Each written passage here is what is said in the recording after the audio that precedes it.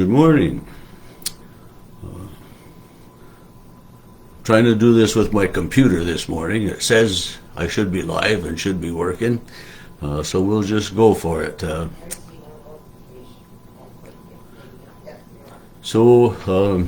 Today we look at Genesis 10 through 12, and as I grabbed my Bible, I opened up to the back of the Bible because I'm used to doing my devotion from the New Testament, so it's going to take me a while to get into the swing of things. But chapter 10 talks about the genealogy of Noah and his sons Shem, Ham, and Japheth, or however you say his name. And so when I get to these chapters like that with all the genealogy and, the sons of Japheth were this and the sons of Ham were this, and, I kind of skim them really quickly. And there's, so there's so many names there that I don't know how to pronounce or even how to look at. So I just kind of skim through that. And then, the end of the chapter says these were the families of the sons of Noah according to their generations in their nations, and from these the nations were divided on the earth after the flood. And so after the flood, according to the children of Noah, they were spread into the lands to live in different areas of the world, supposedly. But then chapter 11 is a little bit different. It's the story of the Tower of Babel. And, it says that the whole earth had one language. They all spoke the same. And I think about that in today's world. I mean, we have interpreters and so many different things and people that are responsible to communicate with others that way. But to think about being able to talk with anybody in the whole world, without any interpreter or any miscommunication would be quite something, I think. But it doesn't happen anymore, because at the point in time here in Genesis chapter 11, the people, since they all spoke one language, were getting together and deciding that they're going to make a tower all the way up to the heavens. And part of the reason that God had created the flood was because of the heavenly beings and the earthly beings interacting with each other, and he wanted to put a stop to that. And so here, when these people were going to try to build a tower to the heavens, and that's part of the reasoning why we say, the heaven is up above somewhere, and earth is earth that way. But to think about a tower all the way to heaven, that would be quite a tall tower in so many ways. But God saw what they were going to do. He knew their intent. And whether it was really possible or not is beside the point. But their intent was that they wanted to build a bridge between heaven and earth so that they could go back and forth and they could interact that way. And that wasn't in God's plan. That wasn't what God wanted for humanity, for the earth, for heavens, or any of that. And so God sent confusion into the world. He sent into the world that we weren't able to speak and understand everyone, and so the Lord confused the language of the earth, and that's kind of why we use you're babbling. You're a babbling idiot, or to babble means that you're just kind of randomly going, and it's really not so understandable.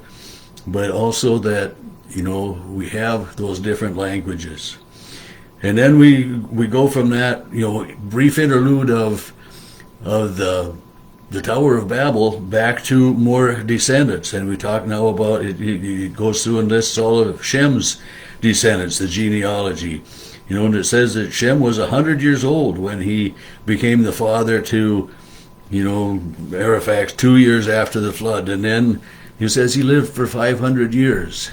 And the people at this day and age in the early parts of creation lived extremely long lives compared to today. And we will get up, before too long here in Genesis, we'll read about Methuselah as well. But, so many of them lived, he lived, 500 years. And then his sons lived 403 years, and 400. These children, they live just phenomenal lifespans compared to today.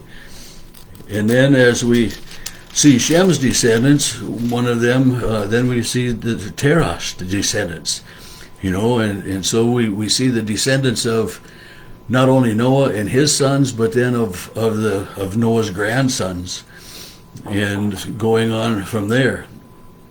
And then in chapter 12, we first hear of Abram and Sarai, and if you're remembering, then their names become changed to Abraham and Sarah. But chapter 12 begins with, the Lord had said to Abram, "Get out of your country, away from your family, go from your father's house. I will bless you, and I will make you a blessing." And he says, I will bless those who bless you, I will curse those who curse you.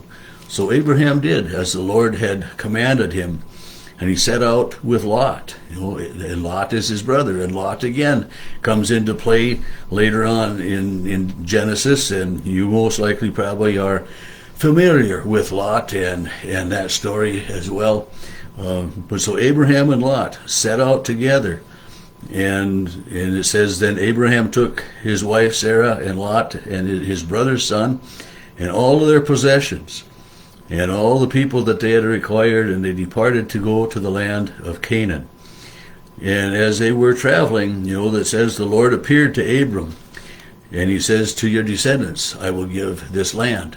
So God has this intimate relationship with Abram, just as he had that intimate relationship with Adam and Eve, and as he had come to Noah, God continued this relationship that way. And he spoke to Abram, and Abram heard him, and he went from the mountain, and he pitched his tent at Bethel on the west. And so we have a lot of names in the Bible here now that come up later. Like Bethel is, I remember, when I was, well, that's quite a while ago, but my mom took the Bethel Bible series study, and so we have so many things that are named and related to the Old Testament, even in our modern day church and everything. But Abram journeys, and then he gets to Egypt because there was a famine, and Abram lives in Egypt for a while during the famine. And so it's amazing to me how often Egypt comes into play in our Christian heritage. Here we find Abram in Egypt.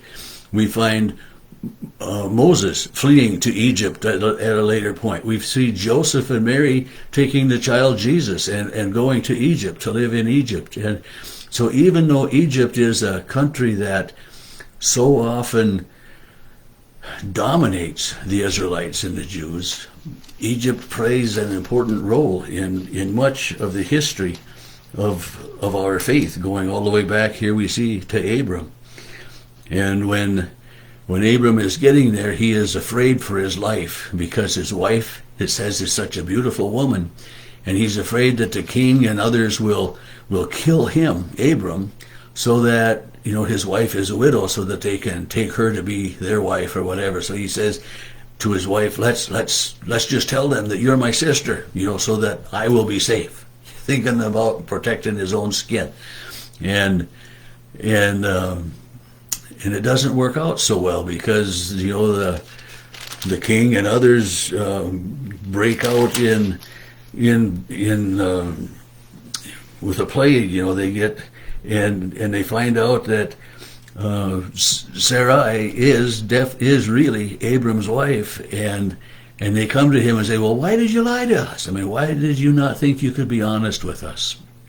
And why did you say she is your sister? I might have taken her as my wife. No, therefore, here is your wife. Take her and go on your way. And so even the king, the Pharaoh, whichever you want to call him, of Egypt, realized that if he had taken Abram's wife Sarai as his wife, he would have been doing wrong things. And it's God's way of saying to Abram and to you and to me that honesty is always the best policy. And when you tell the truth, you don't have to remember the lie. And I've commented on that before. But so here we see some of the unfolding of the history of how God has been faithful to Noah, and then to Noah's descendants, tracing all the way down to Abram, and protecting and guarding and leading Abram to the promised land. And this promised land will again come up again, because here Abram is staying in Egypt on his way to the promised land. Moses later will free the people from Egypt to take them to the promised land.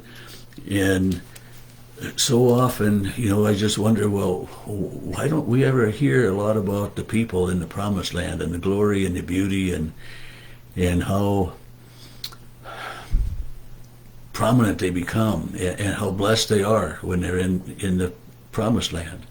And it comes down to their lack of faithfulness in most instances, in so many instances, that they fall away from God. Yet God continues to bless, He continues to watch over, and He continues to lead and guide them. So tomorrow we will continue from chapter, we'll look on the 13, and I haven't looked forward to see how far our reading goes tomorrow, but we'll continue as we read Genesis tomorrow. God's blessing this day.